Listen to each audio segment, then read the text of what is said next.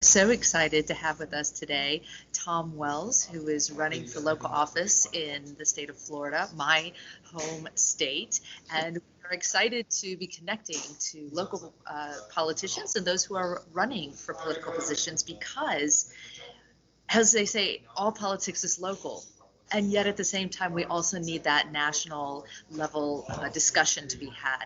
So what we're trying to do is bridge that gap, connecting national issues with local politicians to better understand how we can work together. So Tom, why don't you tell us a little bit about your campaign and your background?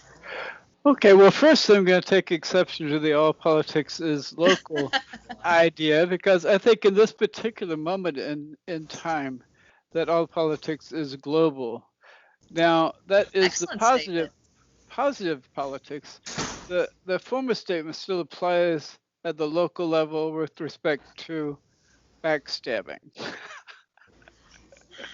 Right, so unfortunately, both parties are in hock to the corporate donor owners, and neither is adequately or even attempting to represent the interests of the people. My background: I have a PhD in theoretical physics. I had a child on the way when I finished that degree, so I immediately pretended to be an electrical engineer. And that worked out pretty well. It took me a while to figure out that they were only pretending to pay me.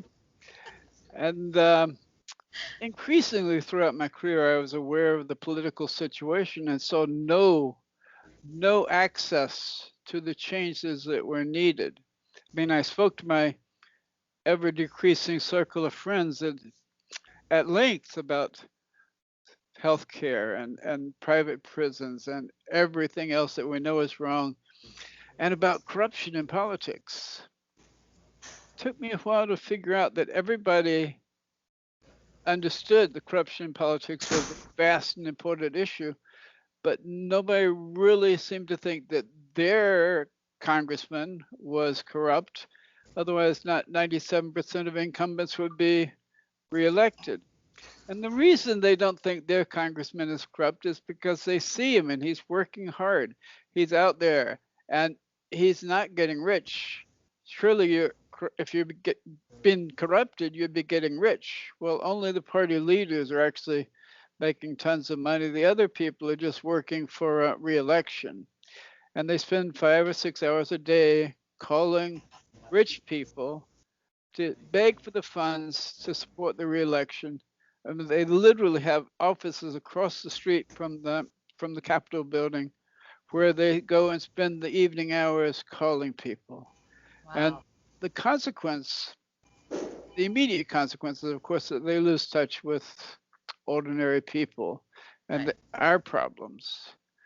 And also, it's somehow a lot easier to convince someone of an honest truth if his livelihood does not depend upon not being convinced. And that's the case that we have now. So there is an obvious solution, which is I call the Death Star solution, that we, we, we have this Death Star of bad law hovering over us for the last 40 years in increasing intensity, and that follows from decisions like Vallejo 41 years ago, which began the process of legalizing corruption. We have a political system which in any other country would be called bribery. Here is called lobbying. Lobbying is ineffective when the arguments have to be supported by rational projections and comparisons to other possibilities. But when the Now, to be fair, there are definitely lobbyists who are sharing data and the information that is needed, and oh I certainly did we've talked to a number of them, so I don't want to lump them all together no I because I did do it, think there are some that this is the pathway to share information, and they recognize that, and so they have to work within that system. And I know for a fact they're not all making tons of money. That's not to say that they're all like that, but oh there are well some who are sharing good information. before Vallejo, lobbying in Washington D.C. was kind of a backwater because it turns out to be hard to convince people, for instance, to vote for not negotiating drug prices. Now, in 2003, George W. Bush, Medicare Part D, advised, no, required the Medicare administration not to negotiate drug prices. Now, every other part of the government, except in emergency conditions, negotiates everything. And that's what they're supposed to do. And this largest drug purchaser in the world does not negotiate, by law, is not allowed to negotiate drug prices. The catastrophes inherent in that are seen every day. I mean, this year's biggest catastrophe perhaps is the fact that insulin prices jumped by a factor of 10. There are Yeah. people dying because they've cut their insulin back to half. They're out on the streets because they can't afford rent and insulin. This does not happen in a civilized country. Right. But I began to speak of, that's an example of a law that's passed by bad lobbying. The lobbying before 78 tended to be unaccompanied by funds, and that was honest lobbying. And it is a power of persuasion, and as long as the public side is represented, lobbying is, of course, a way to transfer information. The way to defeat the present system, and it must be done immediately for other reasons we'll get to, is to do exactly what Kirsten Gillibrand has suggested, which is to have a $200 voucher for every voter, and that voucher may be applied only to candidates who take nothing else. She gives a limit of $200 for any private donation outside of the public funding. So with just public funding, we have what I consider a much truer form of democracy, that everyone has the same $200 voucher. Everyone has the same input as to whose name is on the ballot, who wins the primary, who wins the general election, instead of one group giving $1 billion. Now, you have not excluded the corporate funding because that requires amending the Constitution or amending the Supreme Court. So this is dropping a money bomb into an existing defect in the Death Star. It will dissolve.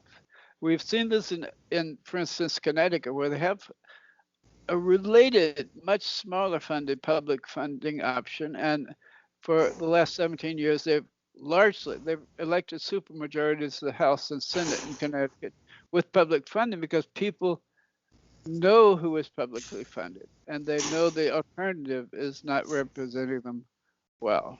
So I have hope for the future, but it's a very near term hope because, yeah, that background in physics, I can read the climate papers.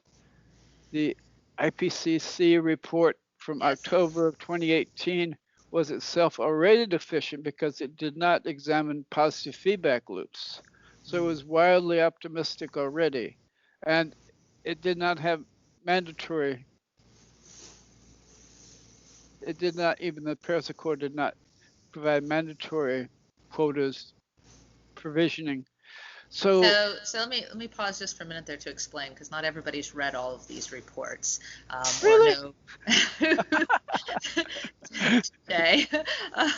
So the Paris Accord is the group, and most people have heard of that. They may not realize that the Paris Agreement then is the agreement that the multiple nations signed. So the way this works in international politics is this is considered international policy, and all of the leaders or representatives come to the table. We have a discussion, and it is to say it's challenging to go across that many nations. Now, I dealt mostly in NATO, so we had similar goals. But in this case, this was international to include our adversaries, which just makes it even more difficult to come to an agreement. And so the majority of the countries in the world did sign the agreement. The point that is focused on is how much the temperature rise is allowed to move. In other words, what's the cap that we want to lay it at? And the number that was agreed at for the Paris Agreement was 2.2 degrees Celsius above pre-industrial levels, which is a very complicated thing to say. The Yes. IPCC is the international body of scientists who come together to discuss climate change, and their recommendation was 1.5 degrees. This sounds like a very small differential, but it's actually a very large difference. And so that is where some of the rub comes in. To take this one more step, a lot of folks talk about the Green New Deal. I'm not sure everyone's read that either, It but was an what aspirational document it rather is, that's right. It is a than a set. legislative That's presentation. that's correct, and I think that's where we have a lot of confusion. So the Green New Deal is really a list or a summary of the IPCC document, and it lists 1.5. And so the reason that a lot of people are reacting is because the cost involved to get there is expected to be very high. That's a lot of information, but I feel like we have Oh, to that's break it that's down a that's little bit. that's excellent information. It saves me from having to say those things, so I get to say the new stuff, which is that these uh, these accords were voluntary goals that the Yes. countries agreed to, and I think every country, including the United States until Trump was elected, was in that agreement. And the IPC goal of 1.5 was because some of the island South Pacific nations objected to vanishing. Amazing. Yes, but the I would like to draw a distinction between that kind of wishy-washy agreement and goal setting versus the 1987 mandatory global universal ban on CFCs. Now, climate, the ozone depletion, which was being carried forward by CFCs, was only discovered in 71, and by 87 we had a worldwide treaty, which is just astonishing. This is what should happen Yes. with mandatory bans on fossil fuels that would come into effect post haste, meaning within 5 years. And if you eliminate the direct and indirect subsidies to fossil fuel industries, fossil fuel energy is the most expensive available. The only place you really need it is on large airplanes. We actually have in prospect air show in France last month a 9-passenger commercial airline which should be online in 2022 2023, and it's battery powered.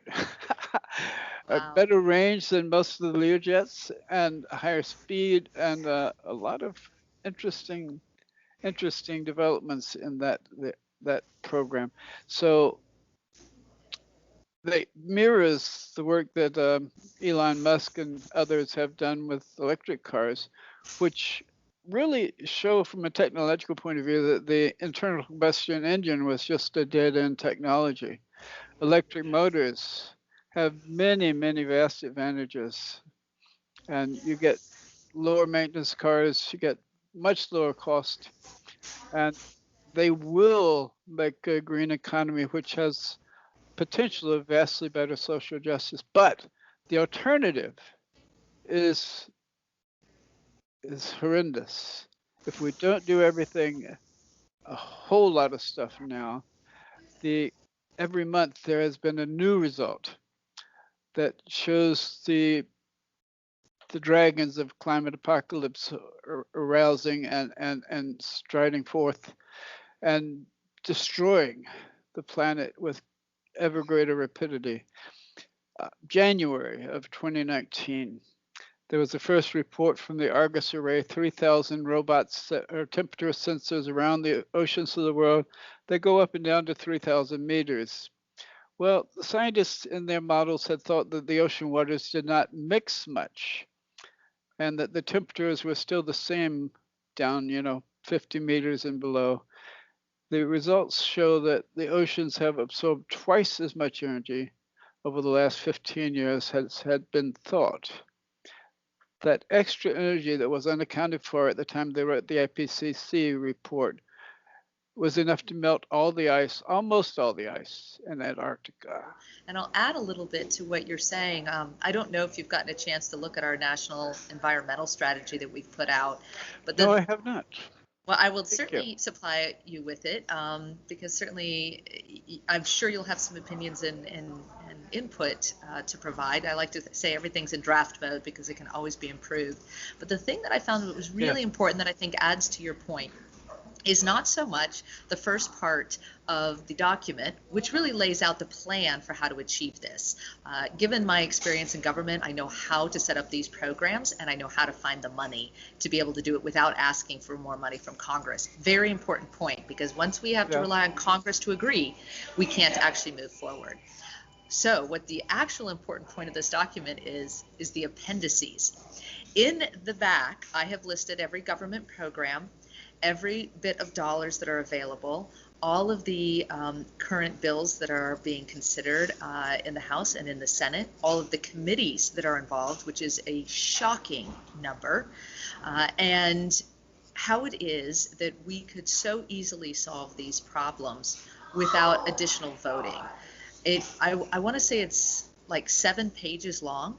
I mean, it's massive, the amount of money, the number of programs that are already working on it. But the reason it's not working is because we're not working together, right? We have something in science we call the research practice gap, which means we have researchers who are looking at these really great fancy ideas, and we have people who are boots on the ground having to execute, and we don't connect them.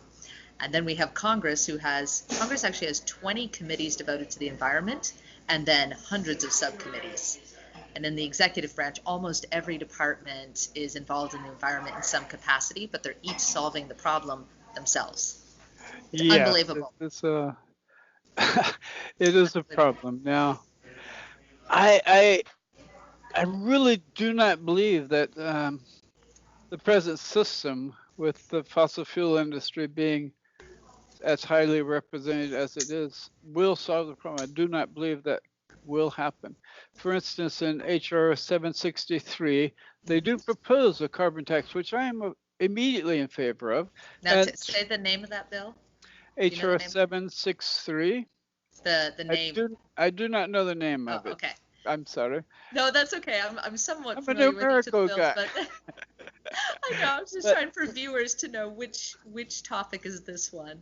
Well, this one is what I think is a good underpinning for any approach to the fossil fuel problem, and it is to begin to have a social tax on carbon Oh, yes, right, carbon dioxide equivalents, right. and it has that, and it also takes that revenue and redistributes it equally among voters, with a half share for children, a full share for adults. And that's ideal because it eliminates the stress on the people who are the poorest. And it's been approved by the fossil fuel industry, which is the problem, because the fossil fuel industry has agreed to it and specified that the carbon tax will be $15 per ton initially. Now, at the same time that creating a ton of CO2 in the atmosphere is going to cost you $15, sequestering a ton of CO2 from the atmosphere, well, the market for that in California hovers around $200 a ton. Think Wow. about that. There Yeah. should not be the possibility of making an extra $185 out of putting in the air and taking it out. That's insane. And of course, the fossil fuel industry would be insane to sign up to a $200 ton tax, because they would cease to exist. Well, that's the objective. You're going to get the fossil fuel industry to agree to go into non-existence. They had that chance with Exxon. Exxon in '87 published results which are in great correspondence with what's happened over the last 30 years. They predicted specifically the 415 carbon number that we have in the atmospheric carbon would occur this year. It has. They gave some range, but they were also aware of the weather consequences and the sea level rise consequences, and specifically the Arctic warming and the Greenland ice melting, shutting down the circulation of the Gulf current. They were aware of all these things and decided to just let people suffer. So let's push on that, right? If the position is that the science is clear, that Yeah. those who would oppose things are still in agreement that the problems exist. I mean, certainly you see this in, for example, in tobacco. There's absolutely no question that tobacco industry is creating something that is causing harm to humans. It's not a debatable point, right? But Yes. nonetheless, people will still do it. And So, the person who developed that denial tactic back in the 60s for Philip Morris was a lawyer named Lewis Powell in Richmond, Virginia, his law firm. And Nixon appointed him to the Supreme Court, and he participated in the Valeo decision to legalize corruption. And that same law firm is very big and making a lot of money of coming up with climate denial activities. So there's yeah, continuity. I've read it from every direction that I can. And I kind of like to say it doesn't matter if you're using a faith-based decision system or a science-based decision system. At the end of the day, taking care of the earth is still the same answer and a necessity. But what we have is a human issue, right? We have people who, rightly so, want to take care of their families and are afraid to move out of an industry. And we're not creating pathways for them. We're simply talking a lot about shutting down and not necessarily opening up avenues. People will change, but if and only if they can remain and support their livelihood. And that needs to be considered. Well, now it's very, very easy to come up with much better jobs that pay the same doing solar and wind. In fact, wind technology is one of the biggest, fastest growing professions in America right now. And the But it's still change. It's still solar, change. it's still change, but we can afford. Those are not big issues. The big issue is the guys who think they have $1 trillion in booked assets, which were they to use them would be the extinction of mankind. So when they realize that those trillions of dollars in booked assets are worth zero, that's the revolution. And that revolution in Congress, which is why I'm running for Congress, depends upon getting public funding passed. So I spoke of what a public funding program would be. Kirsten Gillibrand spoke of it in the first debate quite eloquently. She said, there have been a lot of good ideas in this debate already. Not a single one of those ideas will ever come to fruition until we have public funding of elections.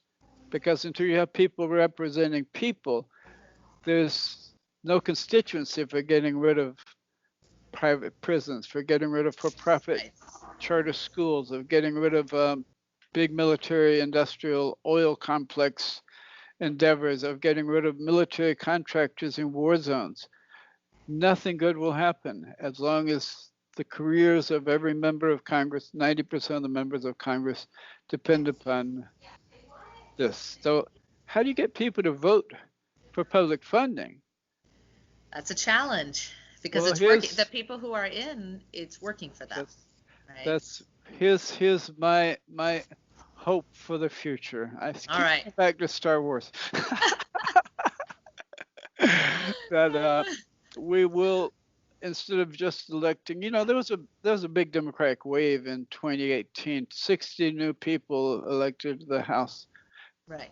And only 7 of them were small dollar funded candidates. But those are the 7 who are actually changing the conversation, have made it possible to talk coherently about the Green New Deal, about the need to eliminate fossil fuel industry. Those 7 people will be joined, hopefully, by many more in 2020. They have to be for anything at all to happen positively.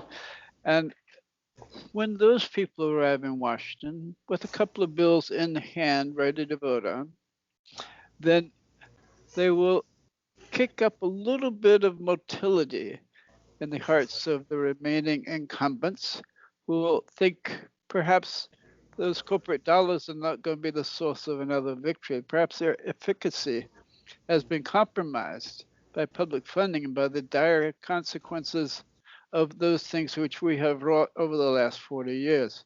So if you take and offer them a chance to be loved by their constituents, and at the same time give their constituents enough money to reelect them without ever having to talk to a corporate donor, and to reelect them regardless of how much the corporate donors try to fund their primary opponents, then you have a miracle. And that miracle is facilitated by combining public funding as an act the same day, the first day of a congressional new session, with single-payer health care. And the reason that's particularly effective is that we have invested so much of our tax money in gifts to corporations and corporate welfare. In the healthcare sector alone, we're giving away more than $1.5 trillion per year for inefficiency, well, also called profit. So if you pass those two together and you do the single payer in a more aggressive form than's on the floor now, so it's done in 1 year, then 2 years out, the people who are voting for you will love you because every part of their life will be better, and the people will be able to reelect you despite anything the corporations do in opposition. So that is the thing which gives me hope, the thought which gives me hope. Well, I think that's a perfect end point on your vision and where you hope to see things go. And the big question will be, can you connect the people to be able to enact that vision? And that is challenging, but there is no question you are passionate and dedicated, and we as can are only be you. appreciative for that.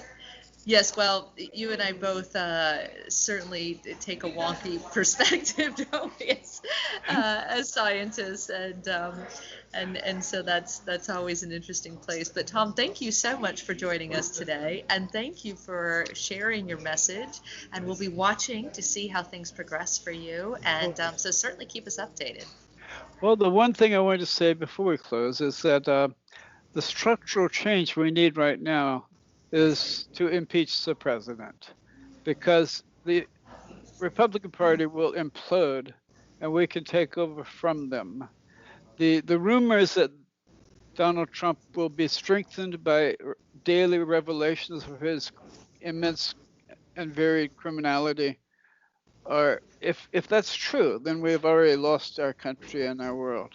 I do not believe that's true. People will be offended when they see the depths and depravity of his whole life. And that's what will be revealed by the impeachment process. It does not matter if we impeach him.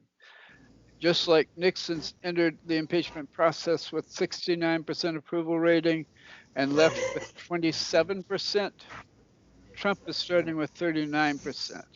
And we're worried he's going to get stronger when we say he stole hundreds of millions in taxes.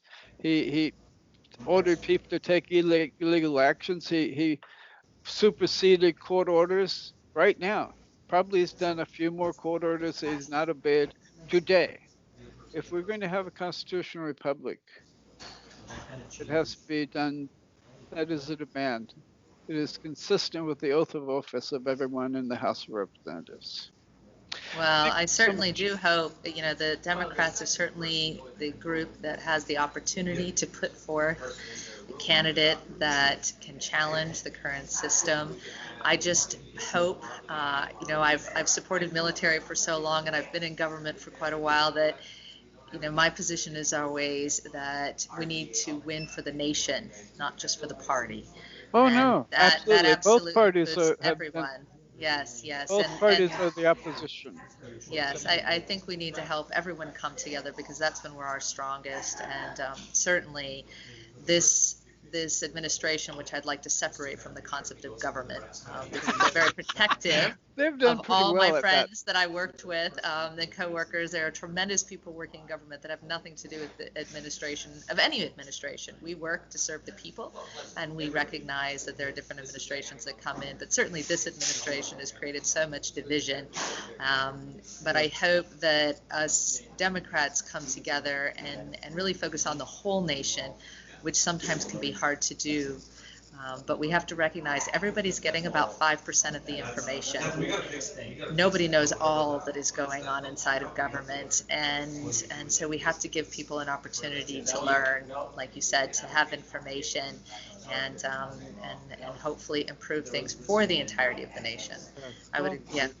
I completely agree with you. I see so many people trashing government employees, Yeah, and we have to every be, government employee I see is dedicated to their job. They know the rules, they know the regulations, they have chosen to work diligently for yes. this, and they make a living. And are we opposed to people making a living? Which should not be. Believe Yeah. me, we all took pay cuts to take our jobs. I certainly took a large pay cut to take my position, and so do many, many others who do the work either similar to or in a different department that I did. But Almost like being a teacher. well, we Teachers make, are so horrendously underpaid. yeah, well, yes, state by state, it's a issue for sure. But at the federal level, we're all happy to serve. No complaints whatsoever. It's more along the lines of helping people understand that none of us are getting, crazy rich or anything like that. That's not why we work. We work to serve the country, and we're just there to do our jobs. Thank you so much, Tom. This has been a pleasure to talk with you. Thank you for your enthusiasm. And like I said, definitely keep us posted. We'll be eager to hear how you're doing. Okay. And Tom Wells, Florida CD3. My opponent is Ted Yoho.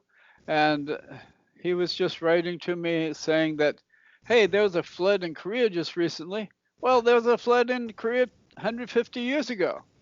So there's obviously no climate change. It's dismaying. It's dismaying. Well, good luck to you. Good luck to us all. Well said. And our grandchildren. Good afternoon. Thank you, JJ.